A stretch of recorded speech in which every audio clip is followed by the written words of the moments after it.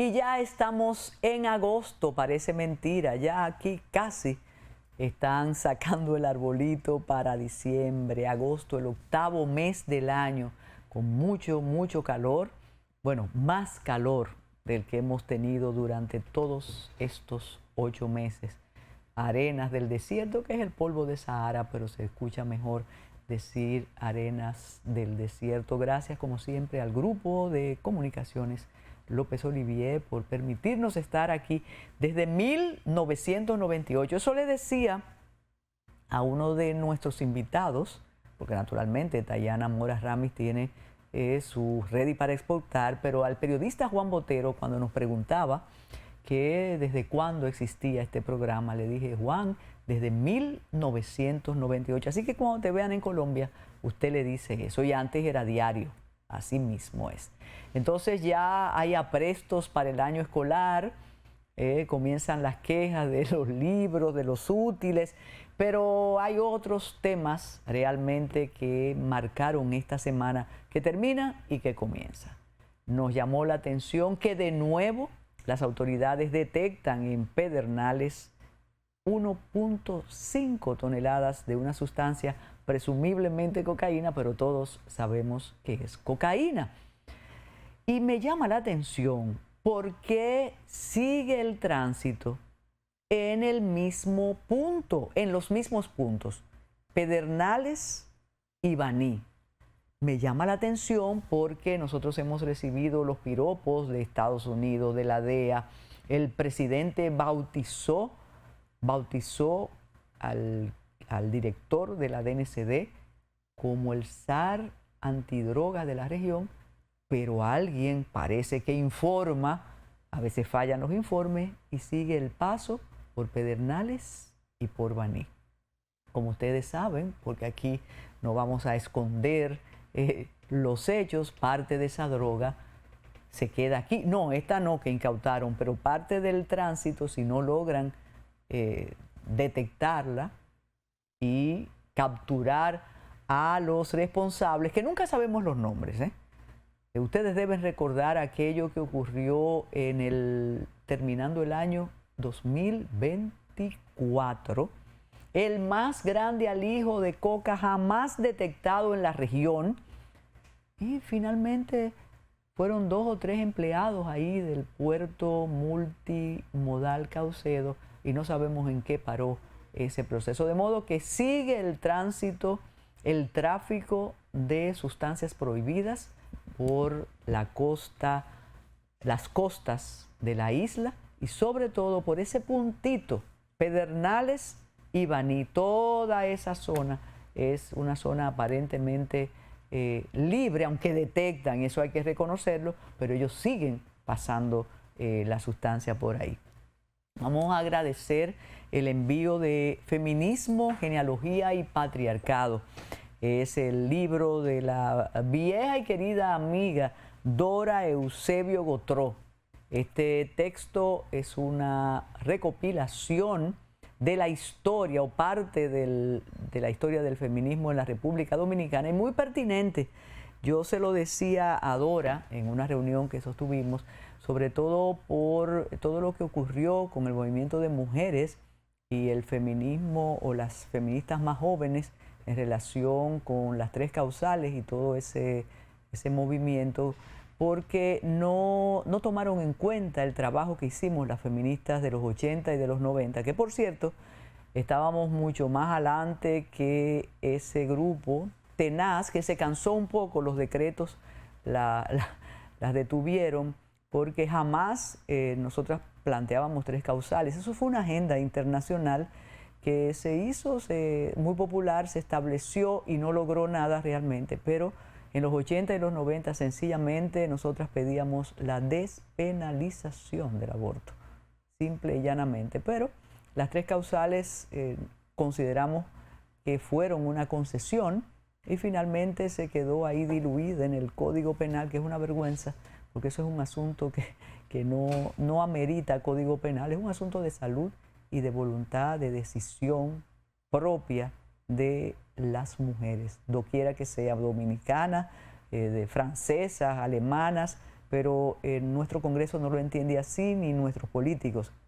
La verdad que lo que se ha dicho en esta semana agitadísima, porque tienen que cocinar ese código rápido, porque el presidente lo quiere promulgar, lo que hemos oído y visto de parte de los integrantes del Congreso de la República, del primer poder del Estado, realmente es lamentable, es penoso. No quiero especificar ni señalar algunas actitudes, lamentablemente de diputadas. Hay una que dice que ella es sexóloga y eso pasará a la historia, lo que esa diputada del partido oficialista dijo y expuso. Y a propósito de partido oficialista y del Congreso, ocurrió algo que en otro tiempo de la política en la República Dominicana hubiera provocado un cisma en el partido de gobierno, pero la verdad que el presidente Luis Abinader ha logrado un control absoluto hasta de los suspiros y de las quejas de sus compañeros de partido. Y fue algo, reitero, único en la paz abinaderista, y fueron las declaraciones del presidente de la Cámara de Diputados, Alfredo Pacheco, un político caracterizado por su sagacidad, su experiencia. Es un hombre de Estado que sabe lo que tiene entre manos, que goza de gran aceptación dentro del partido y fuera. Y Alfredo Pacheco demostró su disgusto, y no solo el de él, sino de los demás diputados PRMistas, con la firma que pusieron o con la suscripción del documento de 1000 personalidades que pedían al presidente no promulgar el Código Penal, y entre esas 1000 firmas está la firma de la primera dama de la República y de 2 de las hijas del presidente Luis Abinader y de doña Raquel Arbaje. Pacheco dijo que debió existir otra manera de referirse al Congreso, y dijo, y usó ese mismo término, ese hombre que está en Palacio, lo pusimos nosotros con nuestro trabajo. Claro, dijo ese hombre para referirse al presidente, pero además elogió las cualidades y la forma de gobernar que tiene el presidente, pero demostró su disgusto con esa reconvención que le hiciera la primera dama y 2 de las hijas del presidente de la República. No es supuesta firma, como decían algunos medios, es una convicción de esas 3 personas que forman parte de la familia presidencial, porque el lunes pasado le preguntaron al presidente y él dijo: en mi familia hay libertad y somos tolerantes y ellas pueden pensar y tienen cabeza propia. Pero lo que me imagino que ya a esta altura de la semana, fin y principio, ya el presidente debe haber hablado con Pacheco, y las aguas les apuesto que volvieron a su nivel, porque así son los percances en y del cambio. Señores, y el sector NACO es una parte de el antiguo reparto de la Arboleda, sigue en las primeras páginas. Hay que hacer un poco de historia de lo que ha pasado con el sector de la Arboleda y específicamente de NACO. Ese es un sector, o fue un sector tradicionalmente tranquilo, creación de Juan Bernal y de Amable Frometa, algo único en la historia urbanística y arquitectónica del Distrito Nacional y de la República Dominicana.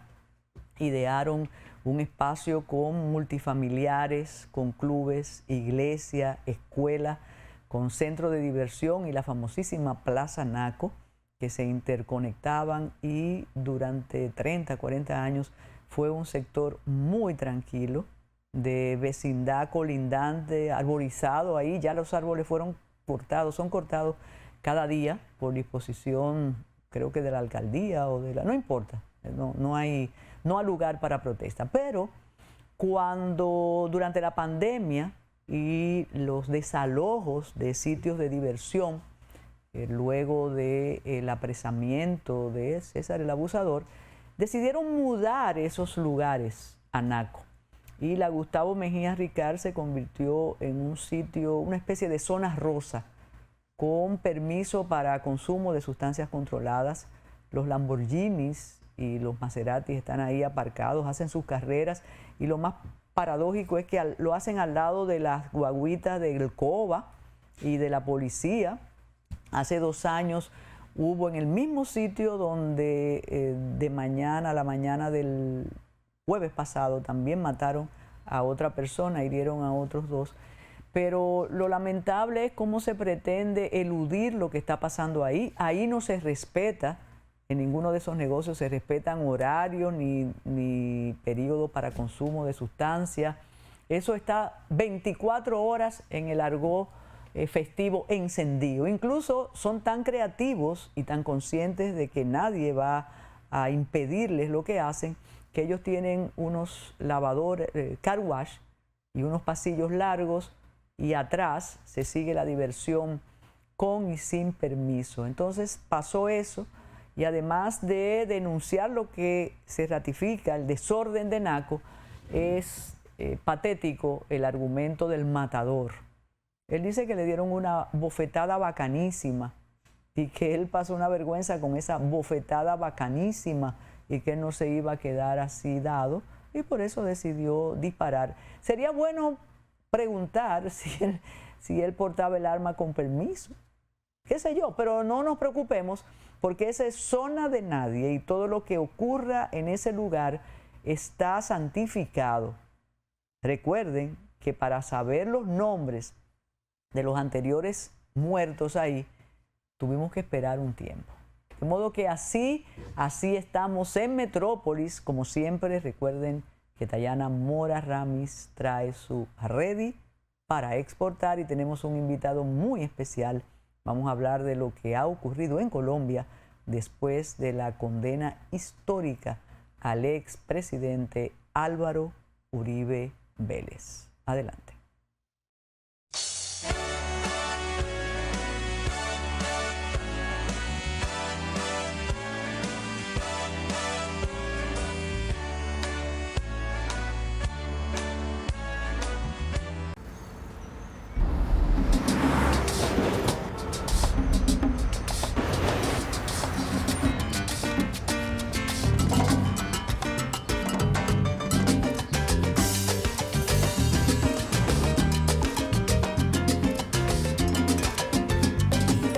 Si hay algo que sabemos en RD,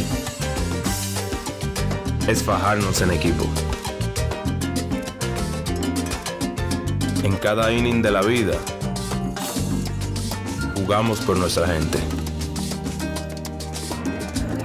Sin importar la distancia ni el tiempo, el cariño siempre se siente.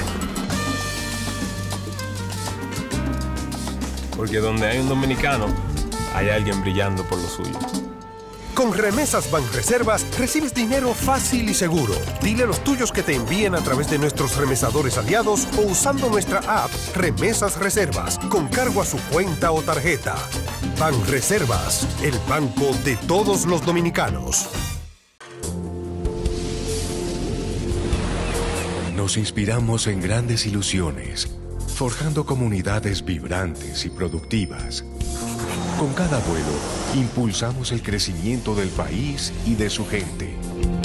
Redefinimos el turismo para crear experiencias memorables. Mejoramos la calidad de vida de nuestras comunidades. Trabajamos para cuidar nuestro hermoso planeta. Juntos, nos esforzamos para vivir la magia única de Punta Cana. Nuestro legado continúa en Grupo Punta Cana, transformando sueños en realidades sostenibles.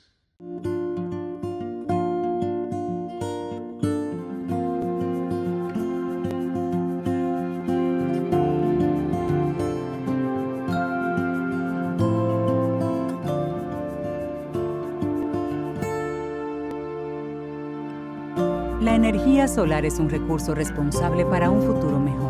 En el Banco BHD hacemos uso de energía asequible, segura y sostenible. Banco BHD, el futuro que quieres. Si de algo saben las abejas, es de flores. Hay de todo tipo y para todos los momentos. Lo importante no es solo su color, tamaño o forma, sino lo que hace sentir cada una. Y para esos sentimientos trabajan. igual que el Banco Central, que trabaja para hacer florecer la economía y que sientas estabilidad. Para ese sentimiento de crecimiento y desarrollo, para que la primavera llegue a todos los sectores y los planes de muchos den grandes frutos. Banco Central de la República Dominicana, trabajando por una estabilidad que se siente.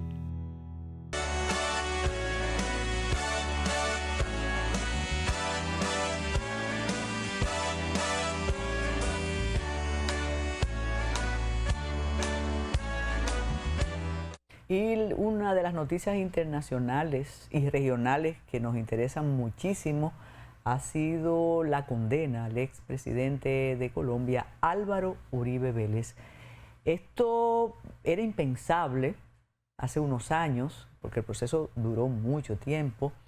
Quizá los colombianos divididos, colombianos y colombianas divididas, porque tal como hablaba con nuestro invitado antes, es innegable que Álvaro Uribe Vélez dirigió y es una especie de líder de la derecha, de centro derecha en Colombia, muy importante y quizás prevalido de su ascendencia en esos grupos, consciente de su liderazgo. Él jamás pensó, bueno, y confiado en su manera de expresarse, en su facilidad casi camaleónica, con todo respeto, para ir desde la fuerza hasta como él se expresó en el tribunal.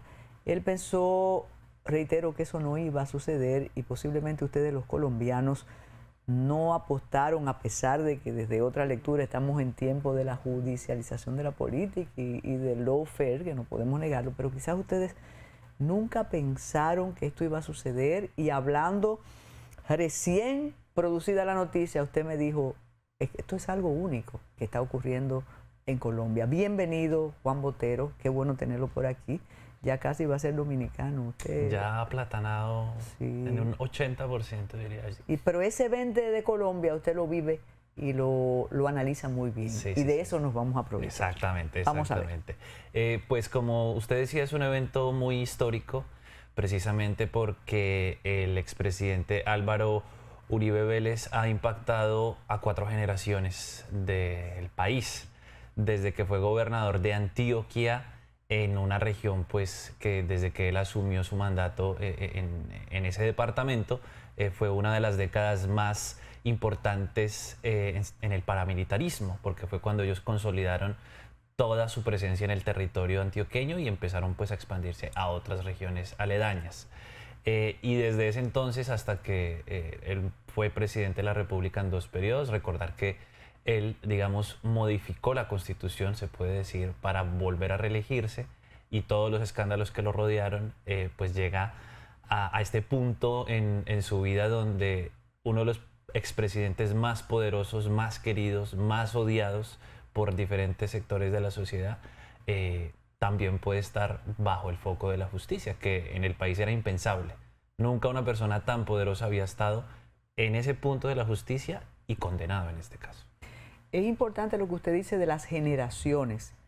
De alguna manera, quienes hemos tenido, muchos dominicanos han tenido contacto con Colombia y con la política colombiana, sobre todo con representantes de órganos autónomos, judiciales, electorales, con miembros de la Procuraduría, de la Registraduría. Sí sabíamos que había impactado generaciones anteriores a la suya, y cuando uno habla con jóvenes colombianos, realmente, así como traen la historia de esa violencia, que algunos creen que solo es violencia por el narco, pero empezó desde el Bogotazo, ¿cómo ustedes reconocen el impacto de este liderazgo varias generaciones después? Y observadores de la política colombiana dicen que Santos se benefició de lo que hizo Álvaro Uribe. ¿Usted está de acuerdo con eso? Pues más que se benefició, sí se debe afirmar que Santos llegó a la presidencia porque Uribe fue el que dijo que era. O sea, había que votar por Santos, fue su ministro de Defensa, bajo esa cartera él dio de los golpes más importantes que se dieron en el país, que fue la caída de Raúl Reyes, en una operación muy polémica porque se invadió el territorio ecuatoriano sin permiso por algunos minutos o horas para pues dar de baja a Raúl Reyes, que coincidencialmente en el computador de Raúl Reyes aparece nombrado Iván Cepeda en algunos documentos que se encontraron ahí. Entonces, no solo hizo que llegara Santos a la presidencia, sino que también puso a Iván Duque. Porque después de que pasaron los acuerdos de paz de Santos, la figura de Santos quedó muy deteriorada y el uribismo pues siguió con esta fuerza para poder poner otro presidente en el país, que también de ahí salió el movimiento del duquismo que aún se mantiene. Y entonces eso permitía que se dilataran las acusaciones contra Uribe Vélez. Claro, mucho de lo que está sucediendo ahorita es, digamos, la politización de la justicia y a la vez la judicialización de la política, porque pasa en efecto inverso. Pero es sabido que cada presidente terna un fiscal. Cuando Duque ternó el fiscal, que era el fiscal Francisco Barbosa, él públicamente dijo: yo soy el mejor amigo del presidente Duque. Que eso de entrada pues ya opone un sesgo de estoy con mi mejor amigo, digamos, en él gobernando y yo en el órgano máximo de la investigación. Cuando llega la investigación del expresidente Uribe a las manos de la fiscalía, que eran más de 1000 páginas, el fiscal Barbosa o la fiscalía bajo su dirección pide recluirlo en más de 3 ocasiones. Pero estas 3 peticiones tienen que ser avaladas por un juez.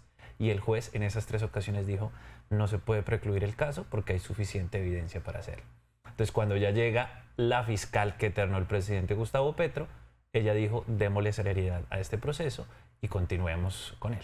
Esa es la clave, como decía que Santos se había beneficiado de Uribe porque Uribe le permite el ascenso y de alguna manera con el símil con políticas de nuestra región, decimos: bueno, tú me ayudaste, yo voy a dilatar el proceso, como usted dice, olvidándonos de esas independencias de los fiscales, porque se solicitan, se exponen 3 míos y tú los escoges. Que por cierto, a propósito del atentado reciente, que también eso hay que unirlo con todo lo que está ocurriendo en Colombia, fue notoria la manifestación de independencia desde la Procuraduría, de la Fiscalía, cuando Petro quiso nombrar una comisión y desde el órgano investigador le dijeron: nosotros no necesitamos comisiones, nosotros vamos a investigar. Pero antes, en el asunto del expresidente, no se daba eso. Podríamos decir que sus 2 protegidos impedían que esto ocurriera. ¿Que se investigara ahora? Ajá. Por supuesto, yo creo que... ¿De manera velada o expresa? En algunos casos yo creo que fue expresa, porque la Corte Suprema de Justicia había dicho que había razones para investigar al expresidente Álvaro Uribe Vélez. El Tribunal Superior de Bogotá ya había avalado las interceptaciones polémicas que pues justamente la jueza también validó. Y no solo eso, sino que con todas las pruebas que había, la Fiscalía intenta precluir este caso, que obviamente no solo es este caso que rodeaba al expresidente Uribe, sino también muchas cosas que rodearon al expresidente Duque, que yo creo que es algo muy natural en el sentido de que si yo soy el que pone uno de los fiscales que va a estar en mi gobierno, es lo más natural que ese fiscal o esa fiscal no me ataque con la sevicia que me atacaría un fiscal de oposición, digámoslo en ese sentido. No puedo asegurar yo que la fiscal Luz Adriana Camargo está atacando o no con estos procesos al expresidente Uribe, pero lo que sí es claro es que bajo el mandato de ella hubo el doble de celeridad para definir el caso de Álvaro Uribe Vélez. Y no solo porque es Álvaro Uribe Vélez, sino porque si no se soluciona esto antes del 15 de octubre, pues el caso prescribe y ya no hay nada más que hacer. ¿Deben preocuparse Duque y Santos después de esta condena? Yo creo que toda persona que ostente un poder como el que ostenta Álvaro Uribe Vélez, sea expresidente o sea empresario, debe saber que hay un hito, o sea, que ya se sentó un precedente, y es que por más poderoso que seas, tú también puedes caer en la justicia y ser juzgado por delitos que presuntamente o de los cuales se te están acusando. Entonces, no solo expresidentes, y no solo para los expresidentes Santos y Duque, sino también para el expresidente Petro, que sale ya del otro año del cargo. Que vamos a hablar de Petro, pero hablando de la fuerza que tiene en un sector Álvaro Uribe Vélez, también pienso en el duquismo, como Iván Duque, que incluso en los últimos años se ha dedicado a hacer como una especie de militancia internacional. Está muy activo con algunos gobiernos de la región. ¿Por qué estos se zafan más de posibles acusaciones y no Álvaro Uribe, que tenía más incidencia en Colombia que los posteriores? Bueno, lo que pasa es que Santos y Duque no han tenido una relación tan directa con hechos históricos como lo tiene Uribe. Digamos, Santos es el artífice del acuerdo de paz, pero nunca se le ha relacionado tan directamente con grupos al margen de la ley como Álvaro Uribe. Duque ha tenido investigaciones por aparecer en fotos de pronto con algún personaje delictivo, pero nunca se le ha logrado conseguir un audio o una entrevista de alguien que lo relacione. Álvaro Uribe Vélez, sí. Muchos paramilitares, no solo Juan Guillermo Monsalve, que digamos es el testigo principal, sino varios paramilitares lo relacionan a él con hechos del paramilitarismo en Antioquia, que es de donde él es oriundo. Sea fundar o hacer parte de la fundación de uno de los bloques de los paramilitares, sea tener conocimiento de hechos delictivos, o sea de que primos o hermanos de Uribe estén relacionados con estos grupos, o que lugares como la hacienda Guacharacas, que pertenecían a la familia Uribe, hayan sido puntos de donde se hayan dado órdenes o se hayan conformado bloques del paramilitarismo. Juan Botero, tenemos que hacer una pausa, pero hay que entender la política colombiana y la sociedad colombiana para comprender lo que significa la acusación que le hacen a Álvaro Uribe, porque fíjese que no es que se cogió un dinero, sino que el soborno tiene una finalidad distinta a yo me voy a enriquecer con el dinero de las arcas públicas. Pero para eso hay que entender lo que pasa en Colombia, lo que ha pasado. Y eso usted lo va a explicar después de la pausa, y también vamos a hablar del petrismo. Adelante, producción.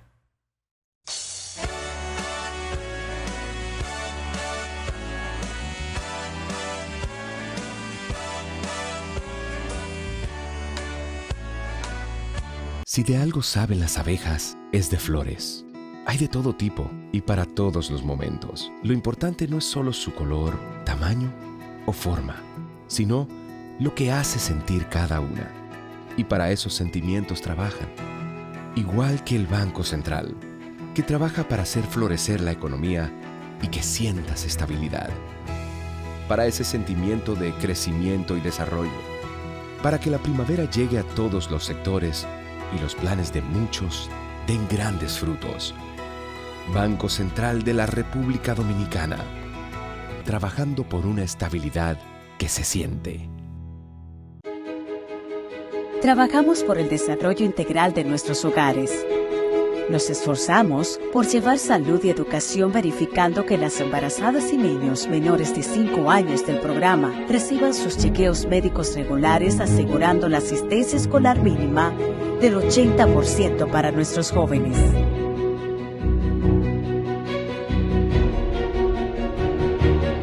En Supérate, creamos un futuro para tu familia.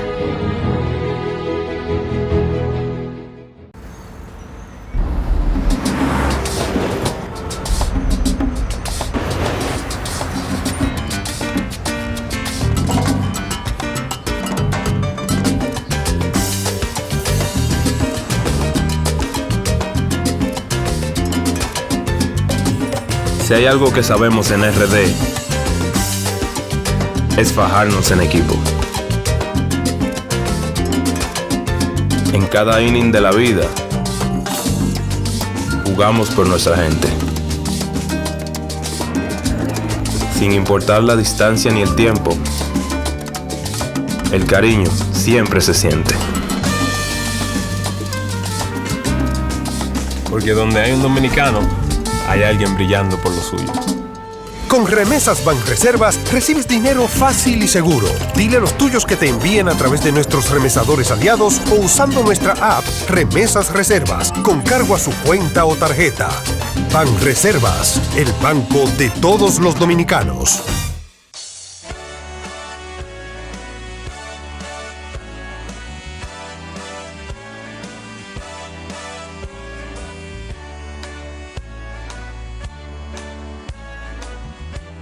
Y el tema realmente apasiona y hay una revista emblemática en Colombia que es Semana y ahí se está discutiendo esto, lo discuten juristas, lo discuten políticos, personas académicos, porque, como usted va a explicar, el asunto del soborno, para que no diga lo que yo hice, y la jueza lo explicó muy bien y de una manera un poco airada, ¿no?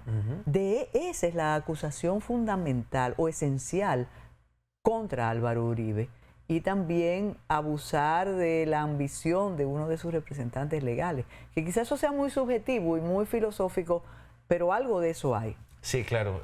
Álvaro Uribe Vélez realmente no fue, digamos, el que físicamente fue a sobornar a una persona, sino que las relaciones del paramilitarismo de él vienen de hace muchos años y se volvieron materiales, digámoslo, en el 2012, cuando el senador Iván Cepeda en el Congreso lo acusa formalmente de tener nexos con paramilitares o de estar relacionado con ellos y muestra unos videos del testigo estrella que es Juan Guillermo Monsalve, en el que afirma que Uribe pues estuvo relacionado con la fundación de algunos bloques paramilitares, etcétera, etcétera.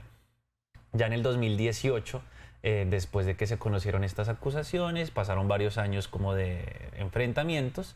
En el 2018, Uribe denuncia al senador Iván Cepeda por sobornar testigos o paramilitares en las cárceles para que hablaran en contra de él, justamente, ¿no? Iván Cepeda, claro que fue a visitar cárceles y a recopilar los testigos. Entonces, cuando la Corte empieza a investigar, en otro hecho aislado aparecen unas interceptaciones que relacionan a Uribe con estos testigos. Y hay un giro completamente, se le devuelve a él el boomerang y lo empiezan a investigar a él y dicen, no señor, usted fue el que, o presuntamente el que está sobornando a los testigos. Y empiezan a salir una serie de hechos que preocupan. Por ejemplo, escoger a un abogado joven con ambiciones públicas de querer ser el abogado del expresidente Álvaro Uribe Vélez, pero sin conocimientos de justicia penal. Y lo escoge a él para resolver un tema de justicia penal. Entonces, algo que dice la jueza que es muy importante es que entre cliente y abogado generalmente hay una relación de tú a tú, de iguales. El cliente consulta y el abogado guía. Pero en esta relación y las interceptaciones telefónicas, Diego Cadena hacía caso. Sí, señor presidente, yo voy a ir a hacer tal cosa. Claro, señor presidente, yo resuelvo esto rápidamente. Y eso es uno de los indicios que la jueza dice, este hombre tenía un control absoluto y manipuló presuntamente al abogado para que actuara delictivamente a su favor, con el fin de engañar a la justicia. Y eso permite una disquisición, aunque los hechos están ahí, que quizás no es el único, ni ha sido el único, que ha tenido relaciones con los grupos paramilitares en Colombia, pero dejó rastros y eso es lo que lo ha permitido la condena. Claro, esto es en primer grado, habrá apelación, pero no quiero despacharlo sin que usted nos diga, Juan Botero, las consecuencias para el petrismo.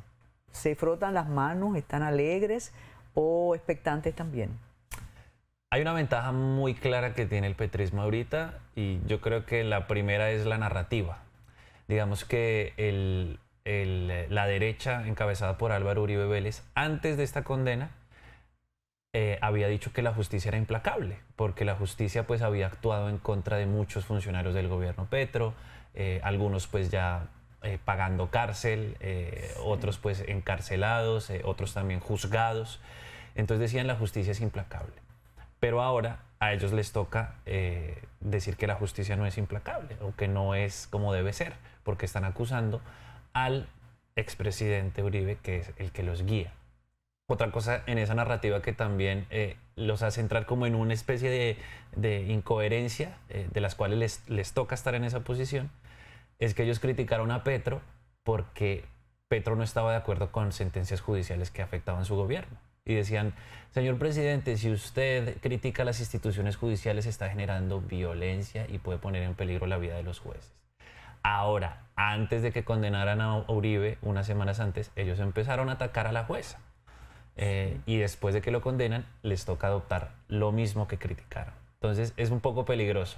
Para el petrismo, es una ventaja, yo creo, de entrada, no diría que absoluta, pero por lo menos es una ventaja saber que la cabeza de la derecha está debilitada, que viene un candidato presidencial también de sufrir un atentado, lo cual debilita al movimiento de derecha, y de que los 4 candidatos del Centro Democrático, que es el partido de Uribe, que estaban en las encuestas y que estaban algunos en posiciones por lo menos entre los 10 primeros, ya ninguno de ellos puntea. Entonces, después de este hecho, eso es un impulso para el petrismo, con la incertidumbre de saber si Iván Cepeda, senador que acusa al expresidente Uribe, se lanzaría como candidato presidencial, que yo creo que eso podría ya catapultarlo al camino. Tendría todas las de ganar.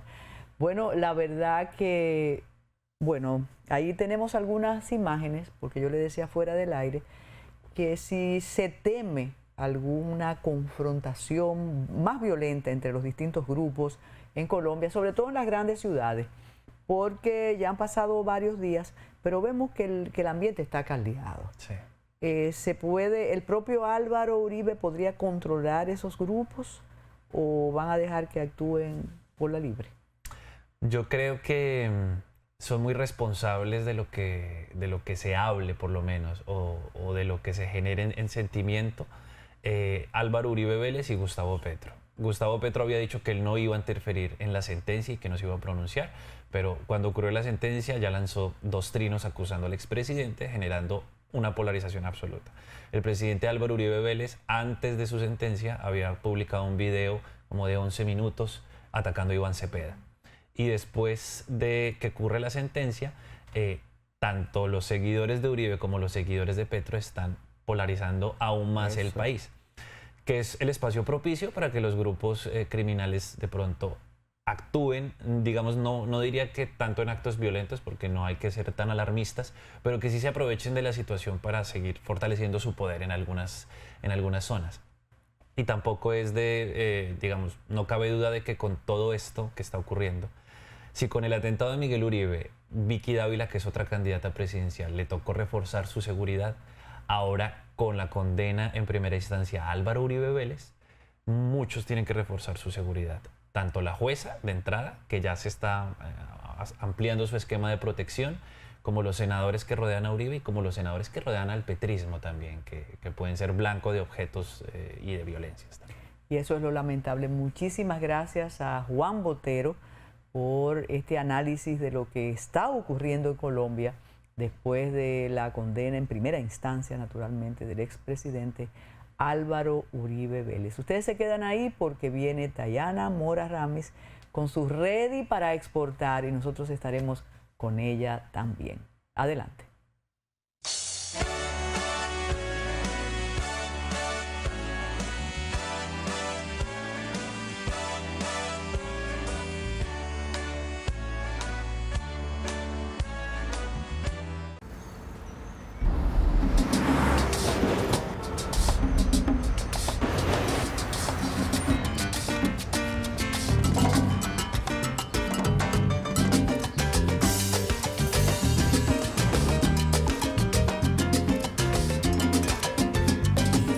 Si hay algo que sabemos en RD, es fajarnos en equipo. En cada inning de la vida, jugamos por nuestra gente. Sin importar la distancia ni el tiempo, el cariño siempre se siente.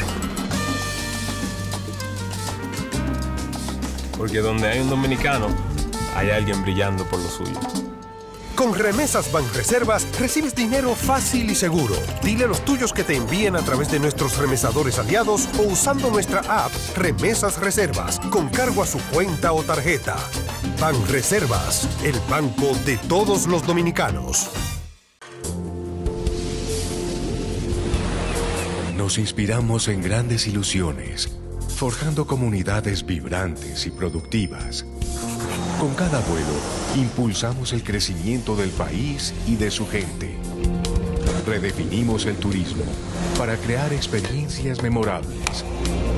Mejoramos la calidad de vida de nuestras comunidades. Trabajamos para cuidar nuestro hermoso planeta.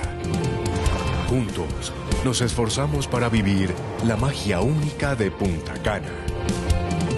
Nuestro legado continúa en Grupo Punta Cana, transformando sueños en realidades sostenibles.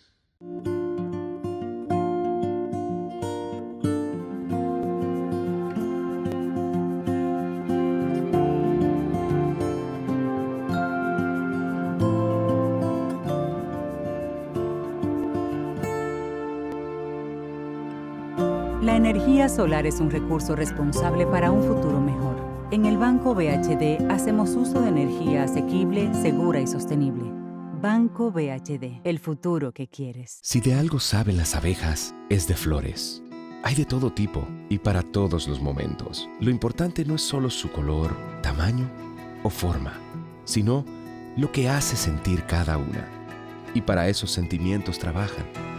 Igual que el Banco Central, que trabaja para hacer florecer la economía y que sientas estabilidad. Para ese sentimiento de crecimiento y desarrollo.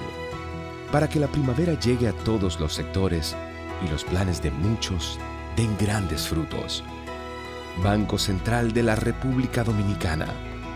Trabajando por una estabilidad que se siente.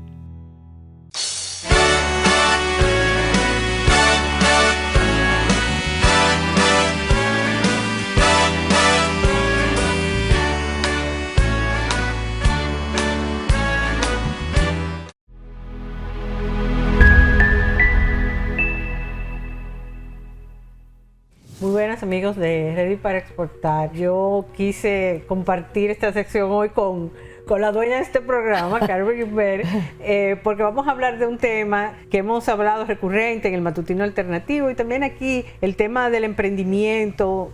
En general, emprender siempre es difícil, pero cuando se llega a cierta edad hay aprensiones, hay prejuicios y es muy difícil, Carmen, cuando hay veces la gente o se retira y desea seguir, todavía es productiva. Gracias a Dios hemos ido evolucionando, ¿no? La edad media de las personas que fallecen pues va creciendo, la expectativa de vida. Dicen que los 60 son los nuevos 40. No sé si es así. Esperemos.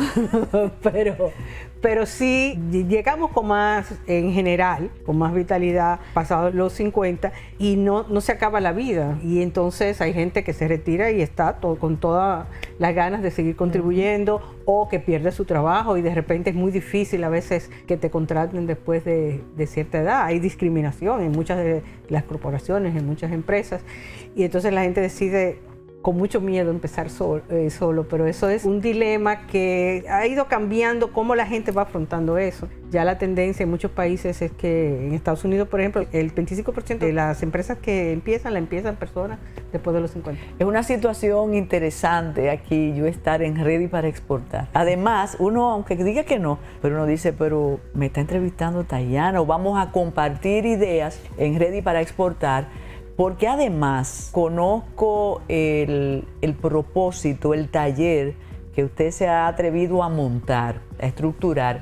Y desde que comenzamos a invitar a participar en ese taller, tanto en el Matutino Alternativo como en otros medios en los que participamos, me he sorprendido, y me imagino que usted también, la cantidad de personas que se han sentido motivadas y entusiasmadas a participar. ¿Qué indica eso? Todo lo que usted está diciendo. Que si no nombran situaciones, las personas van a seguir lamentándose del prejuicio, lamentándose de la imposibilidad de canalizar ideas. Porque es como dice, uno bromea porque siempre hemos compartido que el peor prejuicio no es la homofobia, no es contra los gordos, contra los flacos, contra los negros, contra los asiáticos, es por la edad.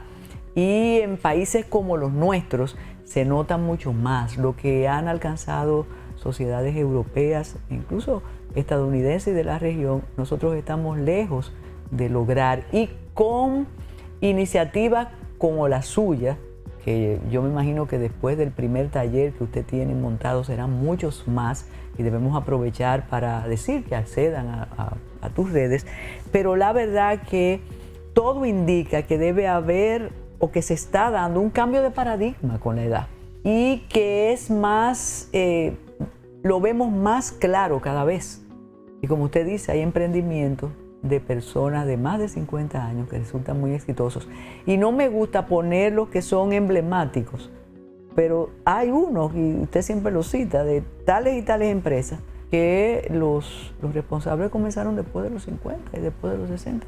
Sí, y a veces tal vez la palabra difícil es empezar o volver a empezar, porque si vemos ahí sectores, la agricultura por ejemplo, la mayoría de nuestros agricultores tienen más de 60 años y son los que están manteniendo el sector agrícola y la producción y la exportación de cacao, de café en nuestro país. Eso es una problemática de los agricultores en muchas partes del mundo, pero están manteniendo esos sectores, esas personas que pasan de la media creo que 65. Entonces sí están contribuyendo a la sociedad. El freno principal es cuando tú te ves en la necesidad o en el deseo de empezar un nuevo modelo de vida, de negocio, o la necesidad, que es en el caso, a diferencia de Europa, que se retiran con una buena pensión, ese no es el caso de la República Dominicana, y si llegamos a la edad de retiro sin recursos para ello, pues, y aún teniéndolo, queremos contribuir a la sociedad, tenemos capacidades que todavía queremos impactar a la sociedad y generar ingresos para una buena vida. Entonces hay que enfrentar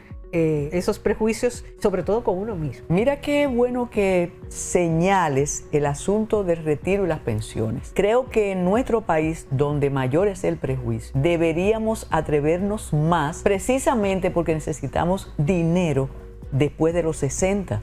¿Cuál sería una pensión pública que nos permitiría vivir? Ni lo podemos, que otorga con favores. Exacto. No lo podríamos mencionar a menos que tú le toques la puerta al presidente de turno, que me parece una de las actitudes más humillantes pero desesperantes, decirle, presidente, por favor, yo necesito una pensión. Que en días pasados vimos unas pensiones a los economistas de 20,000 pesos. Y tú dices, pero ¿por qué? Porque la aceptaron, pero la necesitan, medicinas y demás.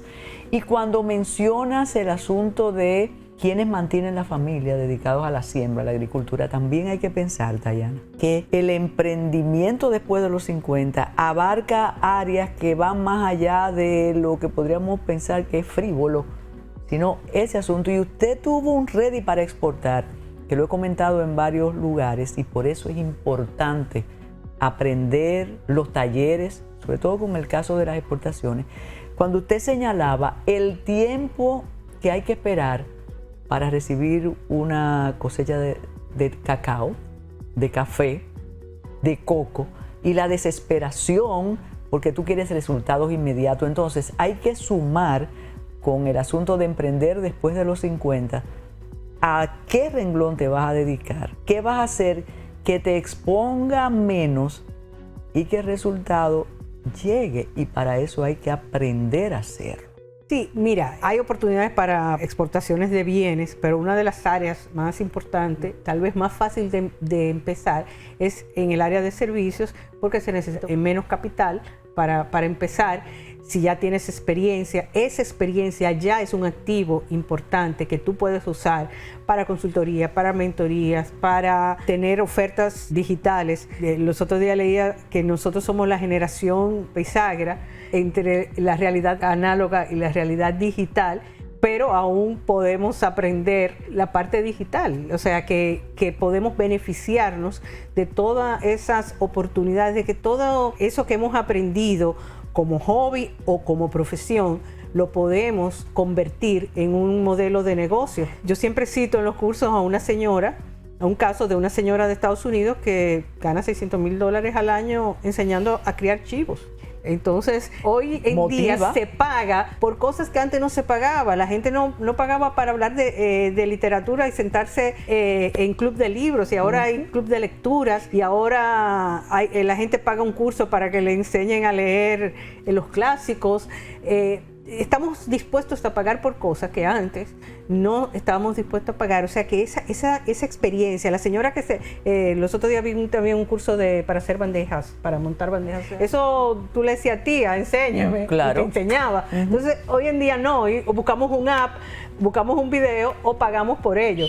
Entonces esa es la oportunidad que tenemos, y por eso tenemos este taller que vamos a dar. Es gratuito. Next Consulting hace todos los años un taller gratuito sobre exportación, y este año es sobre empezar y hacer crecer una empresa después de los 50, porque Primero porque necesitamos más, que se motiven más y sobre todo más herramientas de darle a los emprendedores, porque tenemos programas para las universidades, para los muchachitos que quieran estimularlos a pensar en startup y en ideas, pero luego dejamos, hay un vacío en los apoyos tanto institucionales como de los bancos. Si no cambiamos la mentalidad del emprendedor y la adecuamos para que realmente pueda llevar a cabo una estrategia y asegurar así que tenga más impacto y éxito en su emprendimiento. Nosotros vamos a poner en pantalla el lugar y la fecha para ese taller. Sí, claro. Porque es gratuito, entonces tienen que apurarse, aunque yo creo que muchas personas ya... Bueno, tenemos cupo limitado, ya tenemos un buen grupo inscrito, así que anímense el 20 de agosto de 4 a 6 de la tarde en Spirit Coworking y esperamos que se animen, aunque no vayan al taller, pero que se animen a emprender y sobre todo emprender para exportar. No importa la edad, uno está muy a tiempo todavía para aprovechar. Y como es natural, como es el 20 de agosto, en distintas entregas de Metrópolis, lo vamos a recordar. Y hay muchos casos, sobre todo de mujeres emprendedoras residentes fuera del país. Me comentaba un taxista en días pasados que una cadena de distribución de un producto que luego le digo, fue una mujer muy adulta que viviendo en Nueva York dijo, no, pero yo tengo que hacer algo en mi país y se decidió. También en ese taller yo me imagino que se combinará el asunto de perder el miedo para atreverse. Aunque las mujeres somos bastante atrevidas, ¿eh? Sí, y de hecho cuando hemos tenido parejas emprendedoras, casi en un 95% el motor innovador es la mujer. Sí, le dice, vamos a hacer eso dulcito, no te preocupes. Y está ahí fajada y echando para adelante y dice, no, vamos a atrevernos. O sea, tiene esa capacidad. Hay algunas que se frenan también en esos casos, pero sí, las mujeres tienen mucha oportunidad, sobre todo en el área de servicio, pero también de vida. Entonces ya lo saben, 20 de agosto, léanlo ahí, que lo tenemos en pantalla. Y yo en Ready para Exportar. Qué bien me he sentido. Sí, así que juntas podemos decir que lo esperamos la próxima semana en Ready para Exportar y en Metrópolis. Así es.